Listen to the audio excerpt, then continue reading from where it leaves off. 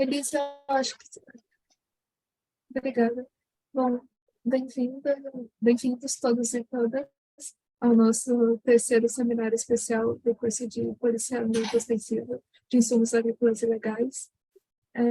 Antes da gente começar propriamente a nossa palestra e apresentar o palestrante, eu gostaria de dar 2 recados para os nossos alunos. O primeiro é que hoje, devido ao seminário, a gente não conseguiu realizar o canal de atendimento, mas a partir da semana que vem, a gente vai realizá-lo às 7 horas pelo canal do Zoom. E amanhã, devido ao Jogo do Brasil, a gente vai mudar o horário de atendimento das 2 horas para as 11. Um segundo recado, que também vai ser bem curto, é sobre os certificados. Os certificados desse curso, eles serão emitidos em até 45 dias depois da finalização do curso. E se vocês tiverem algum problema com certificados emitidos nos cursos anteriores, podem nos procurar pelo e-mail do canal de dúvidas, que a gente vai deixar aqui no chat. Era isso, obrigada. E agora eu passo a palavra para o professor Piquet, para que ele possa apresentar nos palestrantes. Muito obrigado, Milena. Boa noite, alunas. Boa noite, alunos. Nós estamos aqui hoje com o nosso pesquisador e querido amigo João Henrique Martins. João Henrique é oficial da reserva da Polícia Militar de São Paulo, fez seu mestrado no Departamento de Ciência Política da Universidade de São Paulo, foi professor da Academia de Polícia Militar do Barro Branco, aqui em São Paulo, teve uma participação intensa e longa na área de inteligência policial na PM, também de São Paulo, e, mais recentemente, começou o seu doutorado e também, nos últimos anos, tem se dedicado a uma carreira de consultor na área de segurança pública com enorme sucesso. Organiza na Fiesp um grupo dedicado, um núcleo dedicado a monitorar os mercados ilícitos que afetam a economia brasileira e a região e a América do Sul. Já foi o responsável pela publicação de, se não me engano, 3 anuários, não é isso, João Henrique? O próximo será o 4º, né? O 4º anuário do mercado, 4º anuário de mercados ilícitos.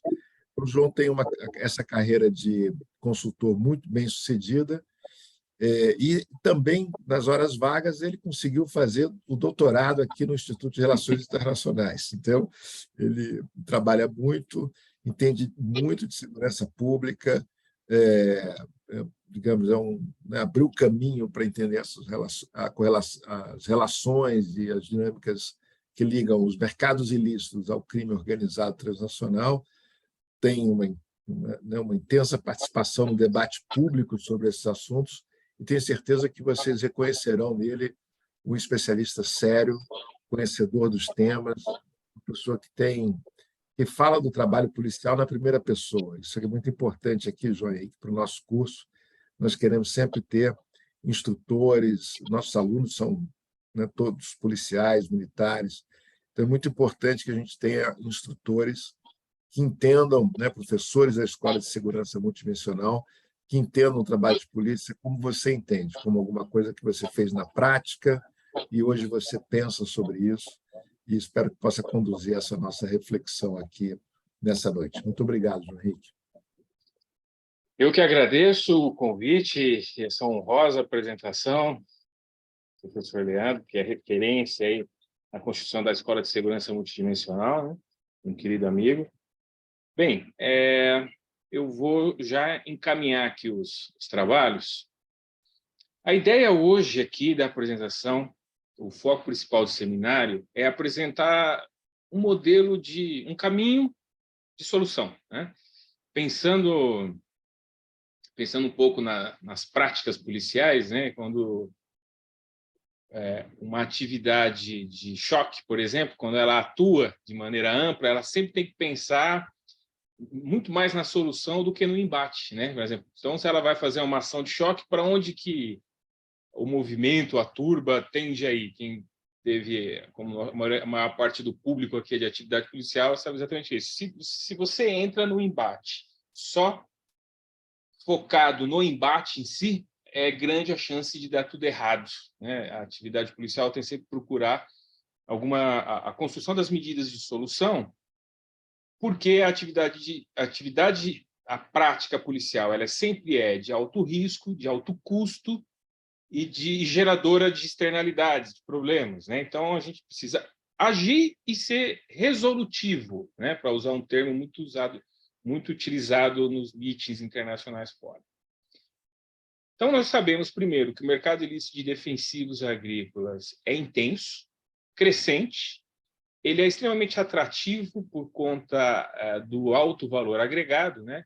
Existem já várias evidências que, inclusive, as quadrilhas organizadas para o tráfico de drogas, que sempre utilizam cigarro como um segundo produto, uma segunda commodity, para manter a liquidez do ganho, enquanto existe algum problema, seja de chegada da droga, seja de maior repressão por parte da polícia. Cada vez mais a gente tem percebido também que os defensivos entraram nesse conjunto de produtos que são constantemente traficados. Isso acontece por uma razão muito simples. Existe uma estrutura já instalada, né? Quando a gente diz uma estrutura, é principalmente uma estrutura logística. Existe uma estrutura organizada sobre quem compra, quem transporta, quem faz isso chegar até um atacadista ou um centro de distribuição, a própria distribuição local e depois a venda no varejo. Isso é parecido em drogas, como cocaína e maconha, isso é parecido no cigarro, isso é parecido com defensivo. Então, você muda o produto e muda pouco os atores. Bem, sendo assim, né, cada fase, cada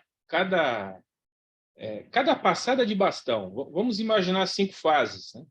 Alguém produz ou faz o produto chegar até a entrada do país, é a fase 1, produção. A segunda fase é o transporte.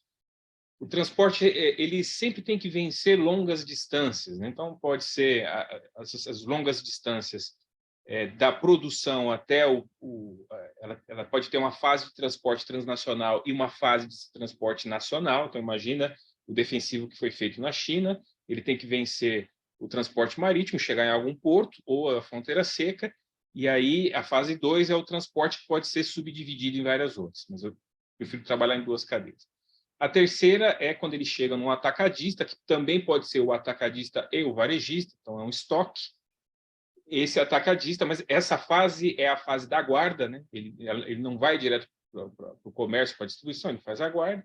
A segunda é a distribuição propriamente dita, e a terceira é o varejo, é a entrega para o consumidor final. Em razão do impacto do e-commerce e dos marketplaces digitais, a fase de atacado, distribuição e varejo, elas acabam sendo operadas pelo mesmo grupo ou pela mesma estrutura. Bem, ainda que essas fases sejam operadas pelo mesmo operador, sejam colocadas em prática pelo mesmo operador, a gente tem que pensar ela em fases diferentes, por uma razão, e aí eu quero chamar a atenção do time, né? Quer dizer, porque isso importa muito para a estratégia de controle. Cada fase ela tem na conexão entre ela, como se fosse uma sinapse, ela significa uma fase de custo de transação, né? Então, existe um custo de transação do transporte, da produção para o transporte, do transporte para o atacadista, do atacadista para a distribuição, da distribuição para o varejo. Quanto mais conseguimos agregar custo a essas fases, cada uma das fases, e o custo para a atividade criminal significa a chance do criminoso ser preso ou do produto ser apreendido, ou as duas coisas. Então, na medida que a gente aumenta a chance disso acontecer, nós aumentamos o custo de transação. Significa que fica mais caro trazer o produto, e quanto mais caro ficar o trânsito do produto nessas 5 cadeias, maior a chance de criar desestímulo à cadeia ilícita, ao próprio mercado ilícito. Tudo bem? Bem, isso que eu estou descrevendo, ele, entre 2015 e 2018, foi basicamente o consenso desenvolvido entre organismos internacionais de natureza econômica que passaram a tratar do problema criminal. E eu quero chamar a atenção nesse sentido, principalmente por meio da OCDE. Quer Quer dizer, por que Cargas d'Água, uma organização internacional dedicada à promoção do desenvolvimento econômico, do comércio, como a OCDE, passa a se preocupar com redes criminais, mercados ilícitos, crime organizado transnacional? Ela só passa a se preocupar com isso porque os mercados ilícitos se tornaram um fator de aumento do custo de produção e de distribuição de produtos significativos, né? Além das externalidades que todo mercado ilícito traz, que é a violência, né? O crime propriamente dito, o crime violento, né? Então, as redes de contrabando, elas trocam tiro com policiais na fronteira, elas produzem corrupção. Então, todo esse processo causa a necessidade de olhar para a atividade dos mercados ilícitos como um fator de agregador de custo e de externalidades significativas. Bem, e aí o que é muito interessante é que quando ela faz isso, ela trata o mercado ilícito como um concorrente, como uma atividade ilícita. Não que a mera melhoria dos preços ou dos processos vai resolver isso, mas que a gente precisa o tempo todo aumentar o custo da atividade criminal, e a melhor estratégia de fazer isso é aumentar os custos de transação. Então, a partir de 2018, a gente teve um consenso. Como é que aumenta o custo de transação? Através do aumento da cadeia logística, aumento dos custos de transação na cadeia logística e o aumento dos custos de transação nos fluxos financeiros. Eu fiz todo esse preâmbulo aqui, essa introdução, para dizer exatamente o que eu vou passar a dizer aqui agora. Só é possível construir uma estratégia permanente e eficaz de controle do mercado ilícito e defensivo se conseguirmos agregar custo muito significativo na cadeia logística. E a melhor forma de fazer isso é através dos sistemas de rastreabilidade ponto a ponto, que funciona de maneira mais adequada em produtos controlados, como cigarro, medicamentos, bebidas alcoólicas e agora defensivos agrícolas. Eu diria, assim, sem medo de errar, que é impossível estabelecer um nível adequado de controle desse tipo de atividade se não houver esse sistema de rastreabilidade, na verdade, é um sistema de rastreabilidade e controle da linha de produção até o varejo final. E quem faz esse controle? Todas as agências envolvidas em 3 áreas de controle. O controle fiscal, o controle sanitário e agora o controle de segurança. Esse é o consenso que foi produzido nos meetings internacionais desenvolvidos pela OCDE entre 2015 e 2018 e agora também pela UNCTAD. A UNCTAD fez os dois primeiros fóruns internacionais sobre comércio ilícito, um em 2020 e outro em 2022. Eu fui convidado em 2020 para fazer parte do grupo de experts que estavam tratando exatamente disso. E a gente já tinha uma boa alimentação do que foi desenvolvido em termos de referências a partir da OCDE, mas a UNCTAD, enquanto uma agência de promoção e desenvolvimento econômico amplo, principalmente focado em países em desenvolvimento, ela tem elementos e uma visão mais clara de como isso é possível operar, né? Então, a primeira coisa que eu quero chamar a atenção primeiro, a gente combate de maneira estrutural mercados ilícitos quando a gente aumenta o custo de transação, cadeia logística, o fluxo financeiro.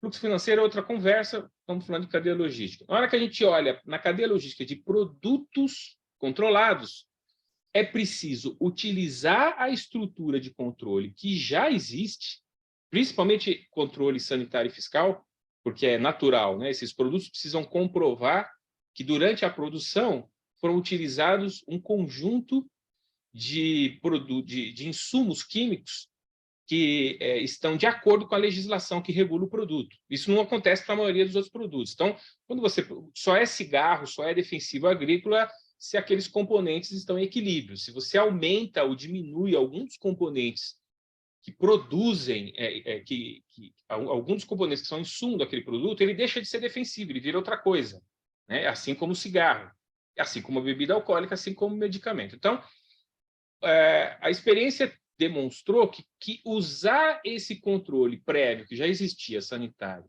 e fiscal, porque são todos produtos com altíssima carga tributária, né? Quando você tem esses dois elementos, você precisa incluir um terceiro, que é o elemento da segurança. Isso é a receita, só que ela é difícil de operacionalizar, né? Muito difícil de operacionalizar, por duas razões. A primeira dela é porque exige um déficit de confiança entre as empresas que desenvolvem esses produtos e os governos. Quer dizer, por que esse déficit de confiança? As empresas já são intensivamente taxadas para produzir esses produtos. Qualquer medida de controle faz o empresário dar um salto, né, nessa área, assim, porque ele diz o seguinte: eu já trabalho com uma margem muito apertada. Se o Estado vai aumentar o controle regulatório de alguma maneira, ele vai gerar mais custos e mais dificuldade no processo de venda, vai inviabilizar o mercado, então tem uma resistência a priori, né, numa discussão sobre defesa comercial. Esse é o primeiro desafio, é o desafio de déficit de confiança, que eu chamo de déficit de confiança. O segundo desafio, e isso é em especial para países em desenvolvimento, onde a gente tem uma relação conflituosa com o Estado ainda maior do que nos países em razão de altas taxas de corrupção, né? Geralmente, quando você tem um produto que é muito taxado, isso pode servir para algumas quadrilhas de agentes públicos usarem isso para exigirem corrupção, né, em alguma fase do desenvolvimento. O segundo desafio, então, primeiro é o déficit de confiança, o segundo desafio é o desafio tecnológico. É como produzir esse controle da linha de produção até lá. Então, você precisa, não tem como construir um parque tecnológico simples. Hoje, nós temos vários recursos de execução simples, mas o sistema, o parque tecnológico é razoavelmente complexo. Ele tem que vencer vários desafios. O desafio da coleta de informação na linha de produção, isso significa filmagem, significa o input dos dados, né? Em que momento que eu incluo os dados. Então, se inclui imagem, então eu preciso ter um recurso de vídeo analítico, que ele transforma a imagem em texto, em áudio. Depois, quando vai para a linha de produção, é um desafio de monitorar para onde foi essa carga, né? Para onde o defensivo entrou no Brasil, Porto de Santos, você está monitorando. Para onde ele foi? Ele foi para Rondônia, para Mato Grosso, para Goiás. Então, ele percorreu aí 2, 3, 4 mil quilômetros. E ele percorre áreas que são áreas de sombra, você não tem comunicação contínua. Então, você precisa ter outras estratégias para manter isso em comunicação. Eu estou dando já o exemplo do Brasil, mas isso foi um desafio a ser enfrentado em qualquer outro lugar, né? Eu vou começar aqui a compartilhar um pouco das imagens, peço aí para o host liberar. Se tivesse tudo certo, vocês agora estão vendo aqui o site da OCDE, né? Da Força Tarefa. É isso? Bem, aqui é só para distinguir que são os dois fóruns que eu citei, né? Então, é especificamente a Força Tarefa, a Task Force Countering Illicit Trade aqui, né? Então, essa discussão mais antiga e mais técnica. Por quê? A Força Tarefa, criada pela OCDE, inclui 5 tipos de atores. Ela inclui governos, polícias, agências internacionais e agências locais, empresas e organizações do setor se posicionam, universidade e expert, né, de alguma maneira, no assunto. Então, anualmente, a gente se reúne ali, organiza, apresenta novidades e depois isso se transforma em material para consumo e parâmetros, né? A segunda referência que eu trouxe aqui sobre o assunto, e as duas, principalmente depois da pandemia, avançaram muito nessa regulação do defensivo agrícola, assim como dos produtos medicamentosos, né? Assim, tornaram-se prioridade. Esse aqui é o Fórum Illicit Trade da UNCTAD. Percebam que nas discussões, né, o contexto da pandemia fez avançar a questão do comércio digital, e o impacto prático disso é que ele digitaliza a cadeia logística. Então, ele faz o defensivo que sai da China, chega mais fácil, às vezes nem precisa passar pelo Paraguai, vem direto via correio, ou DHL, ou qualquer outro serviço de postagem. Então, no caso, o foco dessa última reunião foram os medicamentos, mas o pano de fundo era a questão da cadeia logística e depois do fluxo de dinheiro, né? Aí eu quero mostrar esse quadro aqui, porque ele é a nossa principal referência de sistema de rastreabilidade. E rastreabilidade no Brasil, como quase tudo que a gente trata aqui sobre crime, a gente sempre está aí pelo menos uns 30 anos atrasados, né, em termos de normatização, não do ponto de vista tecnológico, tecnologia existe, não do ponto de vista de capacidade das forças policiais. A gente está sempre atrasado em termos de normatização, de atualização da nossa estrutura legal, tanto do trabalho policial quanto de visibilidade e de regulação desse controle a partir dos produtos. O que eu falei é verdade em qualquer lugar do mundo, o déficit de confiança entre setor privado, entre empresas e governo, mas ela é em especial no Brasil. E o que dificulta construir um sistema como esse. Esse é o sistema de controle de cigarros na Europa, existe também nos Estados Unidos, na Austrália e no Japão, todos eles de maneira muito parecida. Mas na Europa, em razão da Comunidade Europeia e em razão da assimetria de políticas sobre tabagismo nos estados da União Europeia, a discussão e a construção do modelo europeu de rastreabilidade de cigarro foi muito mais complexa do que qualquer outro dos outros países, né? Então, ele se aproxima mais ao nosso modelo regulatório. Ele tem que vencer várias etapas. E eu quero o tempo todo chamar a atenção nesse aspecto aqui para os nossos operadores. Quer dizer, eu estou o tempo todo dizendo que existe um déficit de confiança. Então, é fundamental que as forças policiais e as suas lideranças tenham isso em mente. Se vocês não vencerem a desconfiança que o empresariado tem, vocês não conseguem trazer ele para a mesa. E se você não trazer eles para a mesa, a gente não consegue ter os recursos de controle do produto defensivo. Então, não basta ameaçar. A gente não vai fazer a fiscalização. Eu preciso ter um trabalho de confiança, porque, no final das contas, se a gente caminhar num modelo parecido com o que foi a solução europeia, o Estado só entra com a regulação e com a focalização da ação policial, porque todo o custo de implementação do sistema fica no setor privado. E ele assume esse custo. Qual é o custo? É o que eu quero descrever aqui agora.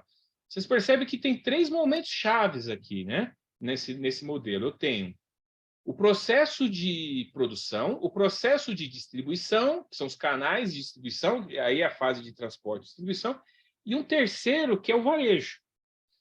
A ideia qual é? Eu possuir 2 bases de dados. Uma base de dados, ela atende principalmente a demanda regulatória, a demanda fiscal e a demanda sanitária, né? Então, eu tenho aqui, inicia esse processo. Imagina que esse numerador começa na Receita Federal ou na Anvisa, okay? Ela dá um numerador e a indústria vai construir o primeiro maço de cigarro, okay? Que é a unidade de produção dela. Ou, no caso do defensivo, ele vai produzir o primeiro produto ali, o primeiro galão, né, de defensivo agrícola, seja qual for o tipo, herbicida. Então, ele tem todas as informações de produção que importam para o controle sanitário da Anvisa e para o controle fiscal da Receita. Durante a linha de produção, ele está marcando. No caso do cigarro, existe uma necessidade de ter uma câmera filmando o manuseio do tabaco, para vocês terem uma ideia, por uma questão de contaminação dos trabalhadores na linha de produção, né? E também, como o cigarro é uma unidade, quem recebe o selo é o maço e não a unidade, né, do cigarro, então precisa ter algum nível de controle amostral sobre se tem toda a quantidade de cigarro ali e o selo sendo fechado, né?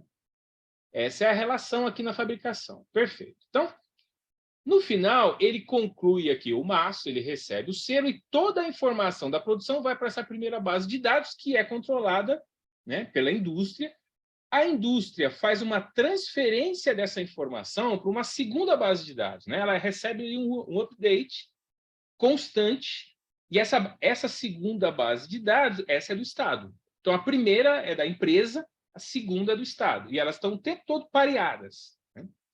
A segunda informação, ela continua sendo constantemente alimentada pelos outros atores da cadeia. Ela é alimentada pela empresa que está distribuindo o produto. Então, por exemplo, a empresa já tem lá um sistema de rastreabilidade para proteção da carga, para evitar o roubo de carga e para proteger os seus ativos, que é o caminhão. Só que essa informação também serve para a distribuição do produto, porque nós estamos falando de um produto controlado. Então, isso vai lá para o sistema de rastreabilidade. Perceba que essa informação importa pouco para a indústria, mas importa para ela ter uma ideia mesmo de distribuição, custo, gasto, tempo. Mas ela importa mais para quem? Para o Estado. Ela importa menos para a parte do Estado preocupado com o controle sanitário. Ela importa ainda bastante para quem está preocupado com o controle fiscal e ela importa muito para quem está preocupado com a segurança pública. Porque é o momento onde a segurança pública entra. Então, você imagina lá no centro de operações da polícia, lá no Copom regional, esse caminhão transportando cigarro já aparece. Já aparece porque ele é uma carga de alto valor, pode ser objeto de roubo de carga, ele aparece porque é um objeto de um produto controlado, ele tem que ir para o lugar certo. E esse lugar certo já está previsto. Né? Então, ele tem uma linha e uma rota de distribuição que tem que chegar lá. Se ele fugiu dessa rota, já acende um alerta ali dentro do Copom e tem alguma coisa estranha, uma viatura da área pode fazer a abordagem e descobrir o que está acontecendo. Porque pode ser um roubo em andamento, pode ser uma distribuição ilegal da carga, como contrabando e falsificação. Perfeito? Então, perceba que o controle da cadeia de produção do cigarro não é um controle só sobre quem consome o cigarro, mas é um controle sobre a produção, a distribuição e a venda. Né?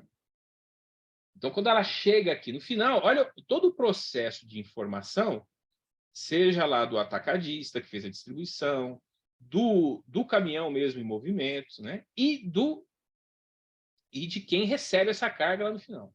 Tudo isso quem que está acessando? As agências regulatórias. E isso é fundamental, porque esse é o grande desafio. Depois de vencer o déficit de confiança, o desafio é fazer esse conjunto, que é o terrível de acontecer.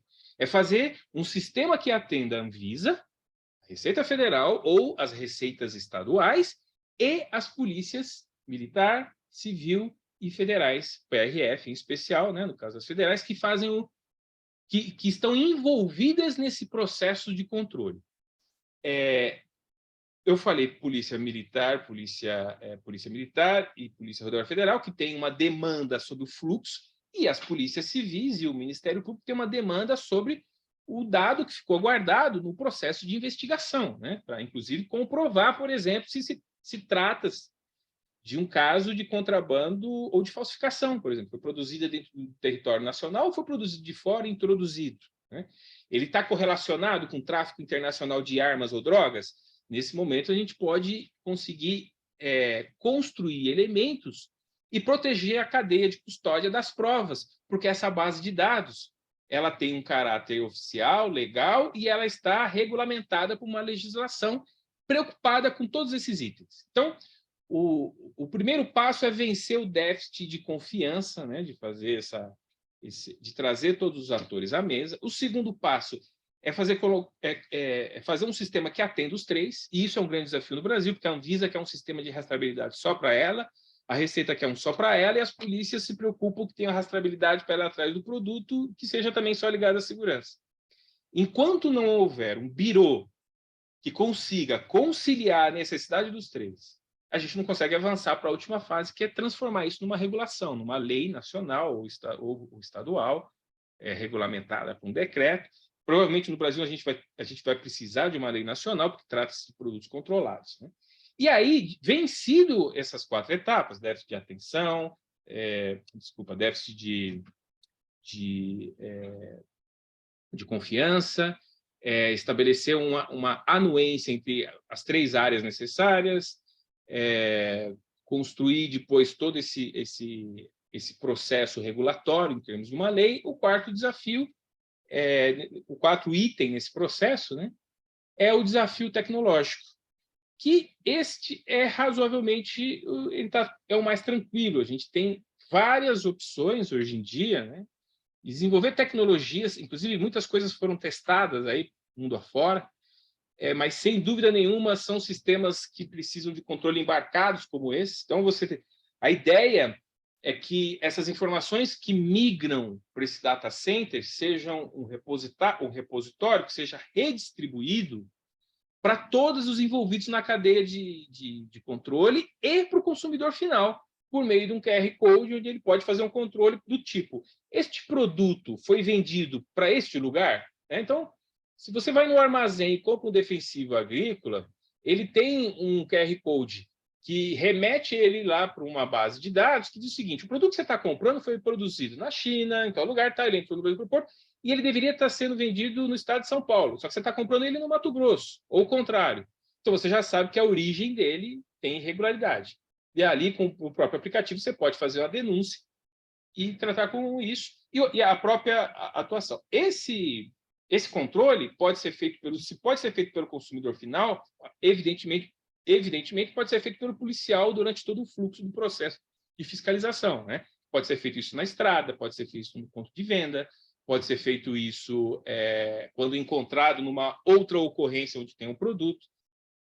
E aí você tem todo um sistema de proteção da cadeia de custódia na medida que você fez ali a avaliação e encontrou uma relação que não corresponde, a informação recebida não corresponde com a informação recebida, isso lhe permite iniciar ali o registro de uma ocorrência ou de uma investigação, né? E ter essa prova já constituída por meios digitais. Esse é um artigo desenvolvido por alguns dos players que tratam isso em nível das organizações internacionais. Esse aqui já é de uma terceira, que é a JTOC, que trata sobre controle de fluxo de mercados ilícitos e de crime organizado transnacional, que tem acompanhado o desenvolvimento dessas tecnologias, que estão absolutamente disponíveis em valor acessível. Agora, o grande problema qual é? Como construir essas 5 etapas de maneira a fazer com que os atores envolvidos queiram vir à mesa, né, construa ali uma relação de confiança. De um lado, o empresariado precisa entender, precisa estar razoavelmente confiante e tranquilo de que aquilo não vai representar um aumento do custo de produção sem nenhuma... O aumento do custo instalado com certeza vai ocorrer, porque ele precisa comprar e investir em rastreabilidade. Mas a pergunta dele é se isso vai representar um aumento da proteção do mercado legal, de maneira que ele possa explorar com competitividade, né? Então, o exemplo do cigarro é o melhor para a gente tratar isso, para fazer ali uma proxy como que faríamos no defensivo agrícola. Esse sistema de controle de ponto a ponto, junto com a legislação europeia e americana, que é muito mais rigorosa no combate ao crime do que a brasileira, faz com que o mercado legal, o mercado de cigarro americano e europeu, ele seja 90% operado pelas empresas lícitas e 10% da demanda é atendida pelo mercado lícito. No caso brasileiro, em estados como São Paulo e Paraná, 60% do mercado de cigarro é operado pelas redes ilícitas. Então, ele fica... Veja, se o cigarro tivesse confiança de que esse tipo de investimento, acoplado com a legislação, faria ter o mesmo nível de domínio sobre o mercado legal, assim como existe na Europa, evidentemente ele enfrentaria o custo. Agora, como é que é possível fazer para transmitir essa confiança? Liderança. Liderança dentro do Estado, liderança da área da segurança, porque é ela que fecha esse núcleo, né? E já existe o controle fiscal, já existe o controle sanitário. Quando entra o controle de segurança, você fala assim, eu vou organizar isso aqui pelo modelo do desenho e vou blindar o mercado legal para que só possam operar as empresas que efetivamente respeitem a lei dentro do Brasil e não vamos deixar que o crime organizado opere nisso. Desafio, então, que eu lanço aqui para os nossos ouvintes, os nossos policiais que estão nessa condição de aluno. Como construir isso no seu estado ou na sua agência, se você trabalha para a agência federal? Esse é o desafio. É o desafio ser construído junto, inclusive, com as organizações empresariais. Que precisa ser pensado hoje e a iniciativa precisa vir do Estado, porque o empresariado tem muito medo do Estado. É difícil ele propor algo, ele sempre acha que ele chega com um problema e sai de lá com 2. Então, a liderança sempre tem que nascer do Estado na direção do empresariado. Inclusive, esse é o modelo e o exemplo fora. Bem, a ideia era um pouco apresentar isso e ouvir as perguntas e as falas agora. Vocês.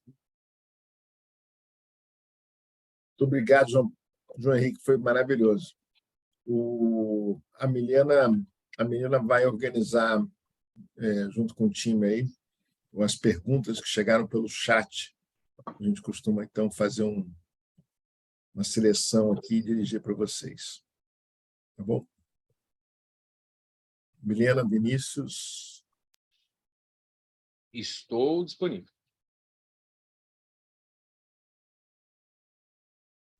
Professor, eu enviei para o senhor as 3 primeiras perguntas, se o senhor quiser já Tá, eu fazer tenho elas. que abrir aqui? Então, vamos lá. Não, para o professor Piquet, na verdade. Eu não sei se o senhor quer que eu faça as perguntas, transmita as perguntas para ele, sim? Por favor, Milena, pode Ok, seguir, pode seguir. Uhum, pode seguir. uhum. Então, João, a primeira pergunta é se existe um sistema de atualização da legislação internacional sobre produtos ilícitos que busque capacitação efetiva para as diversas forças de segurança da Tríplice Fronteira. Quem fez essa pergunta foi o Rolando Gonzalez. Existe, chama Atlas do Sistema de Justiça Criminal e foi construído pela Escola de Segurança Multidimensional na primeira fase do curso de Segurança nas Fronteiras, né? Dá um Google aí, Atlas do Sistema de Justiça. Inclusive, ele está em português, espanhol, está em inglês também, Leandro? Português e espanhol. Português e espanhol. Foi um trabalho Hercules feito pelo professor Leandro, liderado pelo professor Leandro e pelo professor Fábio Bechara, que é promotor de justiça, de fazer uma compatibilização da legislação no âmbito não só da Tríplice Fronteira, mas no âmbito da América do Sul, dos países aqui da América do Sul, o que é fundamental. Na Europa existe isso assim, mas isso existe há pelo menos 2 décadas de legislação comparada, porque é fundamental dentro do espaço da Comunidade Europeia, né? Nos Estados Unidos não existe uma relação dessa forma, mas existe, junto com o México, ali, algumas relações de reciprocidade na legislação sobre a apreensão de produtos. Isso é fundamental nos crimes transfronteiriços, né? O que eu posso aprender aqui, levar para lá, o que configura o crime transnacional, porque todo mundo tem uma legislação que define o que é, por exemplo, tráfico interestadual, o que é o tráfico internacional, a legislação é diferente. Então, isso é fundamental, né? E já aproveitando, isso é fundamental para a proposta que é apresentada no seminário, que é a construção de um modelo de controle. Porque, veja, eu mostrei 3 fases ali, né? A fabricação, o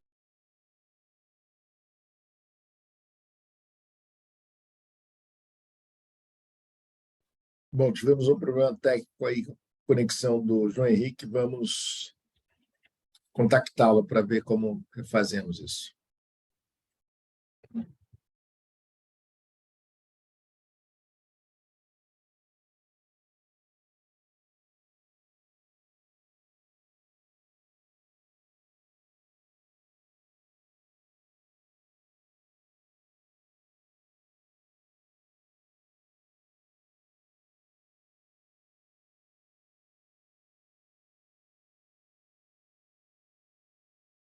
Eu estou conversando com ele por WhatsApp, ele já vai voltar.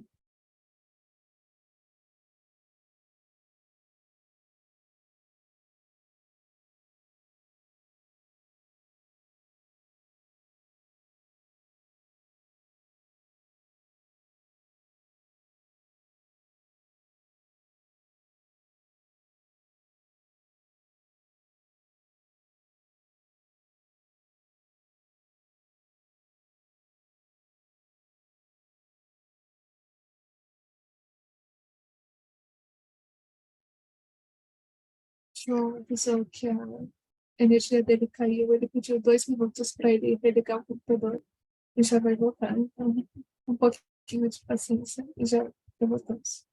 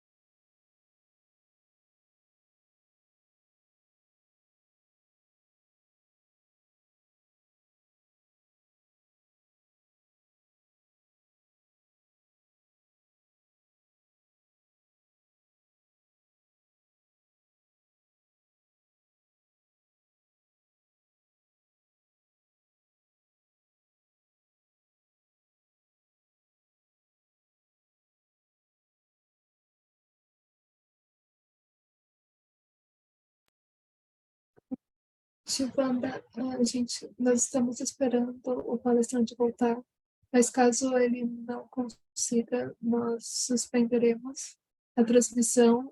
As perguntas já foram todas coletadas, e aí eu repasso elas para o palestrante e peço para que eles respondam e enviamos para vocês. A gente vai esperar só mais alguns 3, 5 minutos. Se ele não voltar, nós suspenderemos, mas a gente avisa vocês. Só mais um pouquinho, por gentileza.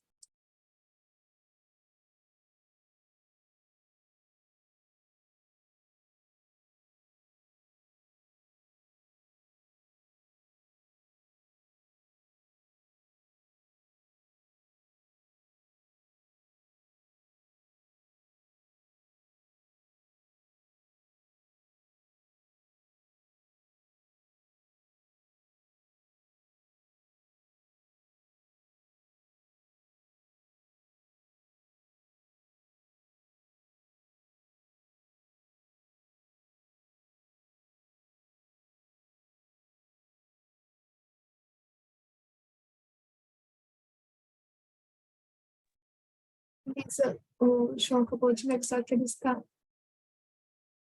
entrando. Tá, já vou procurar ele aqui para colocar ele como palestrante.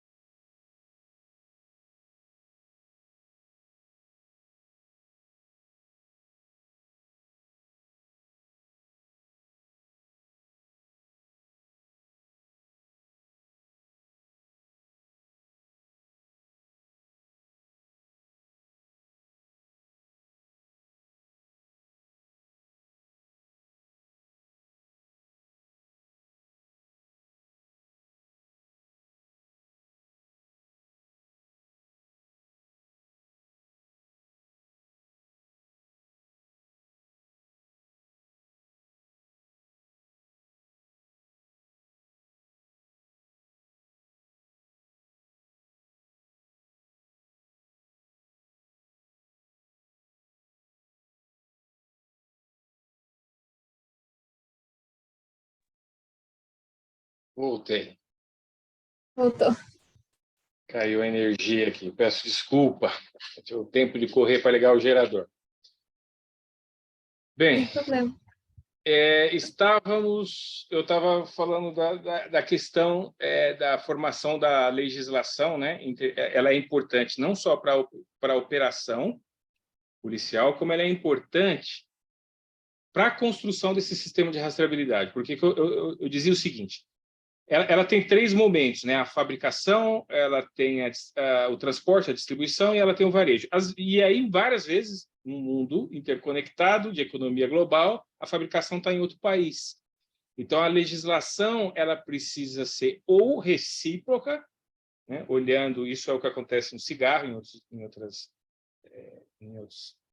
no âmbito europeu. Então, uma fábrica de um país, o outro reconhece e divide ou distribui essa informação, ou ela tem que ser uma pré-condição no processo de importação do produto, né? Que é o famoso desembaraço. Então, no desembaraço, que a Receita Federal vai lá e avalia todos os itens, se ele cumpriu no momento de dar entrada no país, se aquele produto ele fornece, a partir daquele momento, a informação para ser monitorada pelo sistema. Então, a legislação precisa ser reformada nesse sentido, precisa ter uma compatibilidade e precisa prever quais são as punições se ele não comprou, e principalmente isso tem que estar disponível para as polícias, para as agências que fazem o controle ao longo do fluxo. Okay. Mas Eu vou passar para as próximas perguntas, tudo bem, João? Você prefere que eu leia várias de uma vez? Pode ler várias, porque às vezes elas se complementam e eu faço uma fala só. Perfeito. A pergunta da Arit Ortega é: como você faria o controle químico, por exemplo, com a alteração do logotipo do produto químico ou controle no campo da lavoura após a pulverização do produto? Acho que Assim, Ele falou o logotipo, mas eu acho que ele queria falar o rótulo, né? Sim. A tirada do rótulo. Tá. Do rótulo, e pode repetir, por favor? Ou do rótulo do produto químico ou controle no campo da lavoura após a pulverização do produto. Tá. A segunda pergunta do Rolando Gonçalves é: que motivação e tecnologia são dadas às unidades que atuam no controle da entrada de produtos ilegais na Tríplice Fronteira para realizar seu trabalho? É uma pergunta sobre qual é o tipo de tecnologia que existe? É isso? Isso, o tipo de tecnologia e a motivação para esses agentes de segurança pública. Que motivação e tecnologia são dadas a essas unidades que atuam no controle de entrada de produtos ilegais? O Jaime pergunta qual é a matriz para alimentar o banco de dados para poder visualizar posteriormente com as ferramentas do aplicativo. Você quer que eu continue ou você prefere responder essas três e depois eu falo as outras? Tá, vou responder as três, vamos ver se elas encaixam também, né, em outras que vierem. Primeira coisa, o monitoramento, ele não o controle dos produtos, hoje em dia, como eu falei, eu acho que no aspecto tecnológico não é um desafio, porque existem coisas maravilhosas no mercado. Eu tenho monitorado e acompanhado coisas assim. Por exemplo, você pode fazer o QR Code no rótulo, você pode fazer o QR Code diretamente em partes da embalagem, principalmente se a embalagem for aquela embalagem que parte é plástico, parte é papel. Você pode colocar um DNA com nanotecnologia na própria embalagem, na tampa, de maneira que é impossível, em qualquer lugar onde você escaneia na embalagem, você capta a informação que o produtor queria que esse produto queria informar, né? Então, ela não é um desafio, não, tá? Do ponto de vista do componente tecnológico e químico sobre como fazer mecanicamente esse controle. E aí a questão é, para cada tipo de produto, você tem que construir soluções. O ambiente de inovação de startup, inclusive do qual eu faço parte na área de processamento de dados, mas existe um ambiente assim que absolutamente desenvolvido e apto a fazer isso hoje. Eu imagino que, iniciando um processo desse no Brasil, a gente pode fazer ali um sandbox, né, e iniciar uma série de desafios, apresentar esses desafios para as startups de inovação na área de bioquímica, de nanotecnologia, e elas rapidamente desenvolvem uma solução bem embarcada sobre isso. Esse desafio foi vencido também no esforço da pandemia. Tá? Coisas que iriam demorar aí pelo menos uma década para estar pronta, ficaram prontas em 2, 3 anos. Tecnologia da Tríplice Fronteira, bem, eu acho que a pergunta se referia comparando a Europa, né? Existem coisas também maravilhosas nesse controle, muito mais do ponto de vista do compartilhamento e integração de informações com o setor público e privado, do que com tecnologias muito diferentes do que nós temos. Aqueles scanners móveis, né, para controlar, para detectar produtos escondidos, combinado com esses tipos de monitoramento peça a peça, que é um scanner que fica na mão do policial, ou durante o tráfego, tudo isso está disponível hoje para os nossos operadores de fronteira, em alguns postos de fronteiras mais, outros menos, mas é um problema de governança, não é mais um problema de custo, de tecnologia, é um problema de governança e estabelecer prioridades. Eu vi coisas maravilhosas de scanner de chão, scanner ampliado, como são aqueles caminhões, né, com portais. A motivação, pelo que eu estou entendendo aqui, é problema com corrupção, né? Ou mesmo com desídia na hora de aplicar isso. De novo, é um problema de governança e de controle interno. Isso é um problema que sempre vai acontecer. A fronteira, historicamente, quem analisa a polícia, né, sabe que as duas áreas mais sensíveis ou mais afetadas pela corrupção são a investigação e os processos de fiscalização. Por uma razão muito simples, porque é onde é a chance de quem está sendo abordado ou fiscalizado oferecer muito dinheiro para um agente, e se não tiver um bom modelo ali de contratação, formação policial, regulação e controle, isso vai ocorrer. Então, perceba que o sistema de rastreabilidade, inclusive, ele aumenta o controle das próprias forças de segurança. Porque se todo o sistema está digitalizado, a fiscalização ela não inicia com a abordagem do policial, do fiscal em campo, ela já iniciou lá na central de monitoramento. Ela já está olhando, ó, tem um problema aqui, despacha para o policial. Se for o agente de fronteira ou o policial que toma a iniciativa, isso vai constar lá no sistema de controle também. A matriz de dados. Aí, esse é outro elemento poderosíssimo, porque todo mundo produz informação, todo mundo. A informação começa na fábrica, mas o caminhão que está em transporte, ele está mandando informações que são as informações ponto a ponto, né, para manter ali ele rastreado ao longo do tempo. Se ele para em um ponto e deixa parte da carga, quem recebe a carga tem que ir lá e municiar por meio do aplicativo a informação. Então, essa informação ela vai toda para essa base de dados, lembrando que são duas, né? Ela tem uma base de dados privada e ela tem uma base de dados pública. Então, se é o agente público, ele alimenta a base de dados dele, que é passada uma informação para a privada. Agora, o que passa a informação para a privada? Que ele foi fiscalizado, não passa o nome do policial, não passa o que ele fez, isso fica só na fase pública. E o contrário é a mesma coisa, quando tem um agente na linha de produção atuando na composição do produto, você tem lá tudo que foi feito, mas você tem uma proteção dos dados pessoais, inclusive. Então, tem toda uma regra, né, de transmissão de informação entre essas duas bases, e tudo isso precisa estar regulado. Quando eu falo regulado, precisa ter lei, precisa ter decreto, resolução técnica, assim por diante. A gente tem mais duas perguntas que eu acho que você já tocou no assunto, mas caso você queira complementar a sua explicação, eu vou ler isso agora.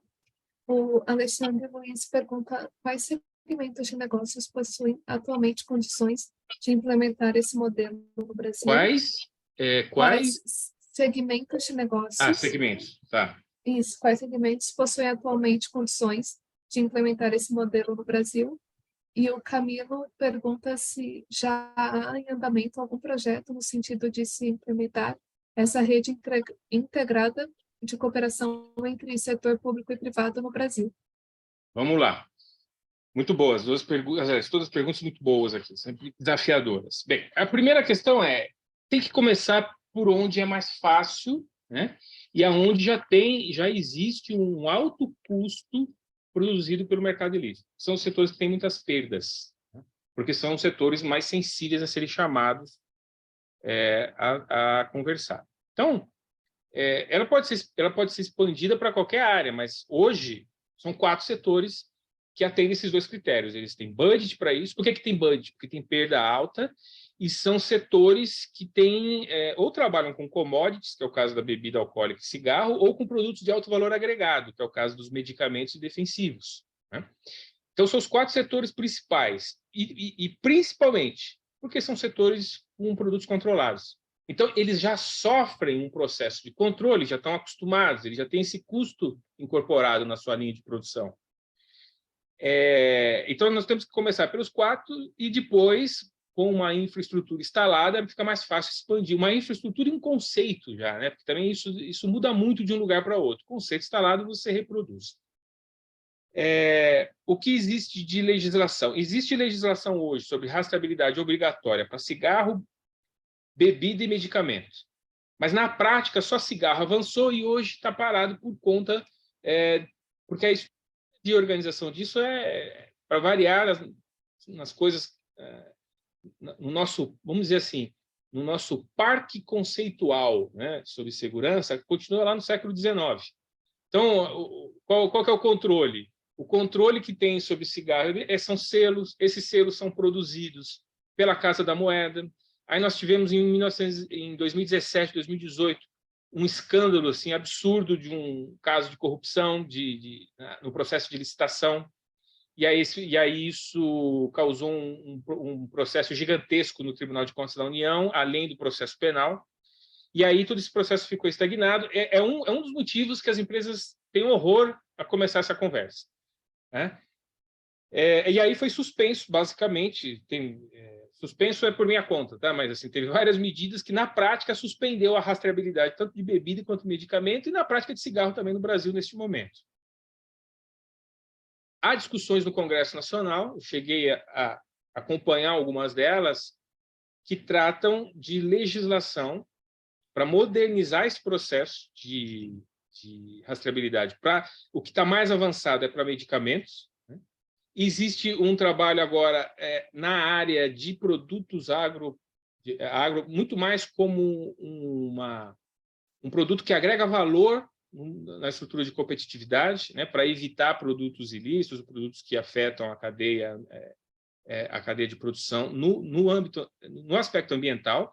Aliás, essa foi uma das questões que foi perguntada lá atrás, eu acabei esquecendo de responder. O controle na lavoura. O controle na lavoura seria aquele controle do consumo final, mas na lavoura especificamente, o uso defensivo, você pode ter uma questão de controle ambiental. Seria uma quarta área, né?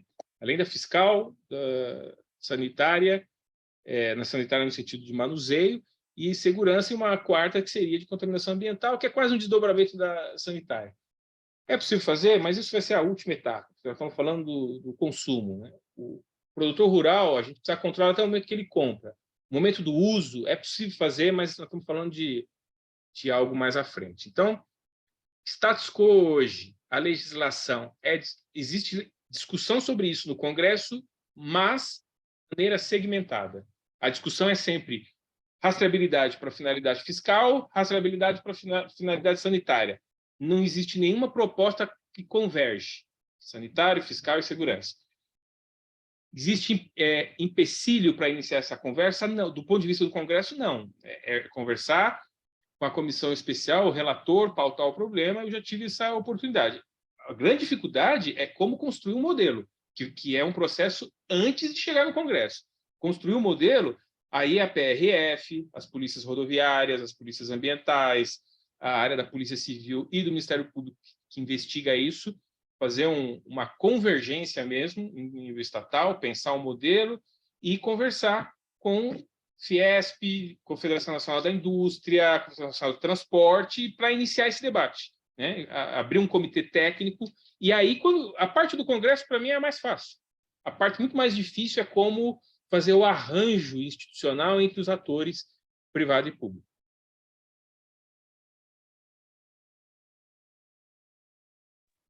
E João aí, Henrique. só para concluir, e aí a iniciativa tem que ser do Estado, tá? Tem que sair do Estado, tem que sair da polícia, chamar, olha, a gente não vai morder, nós somos legais, e aí o empresariado. João Henrique, eu queria agradecer muitíssimo sua conferência essa noite, que ajuda enormemente no desenvolvimento do nosso curso. É um curso sobre insumos agrícolas e legais, e a gente está, né, olhando para esse problema de diferentes ângulos, e a sua explicação e respostas hoje, as perguntas, ajudaram muito a criar uma visão, digamos, sistêmica, integrada desse problema.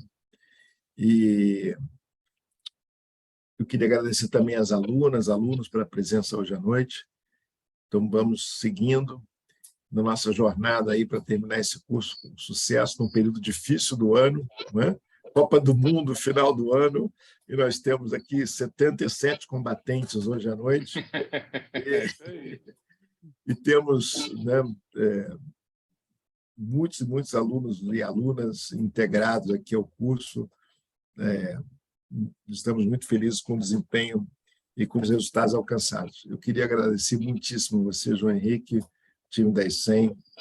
Muito obrigado. Vou decretar, então, encerrada a atividade de hoje. Muito obrigado.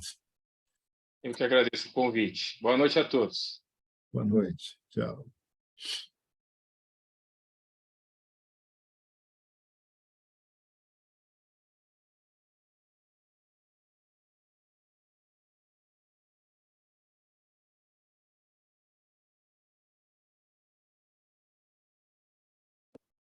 Elisa, acho que você já pode encerrar.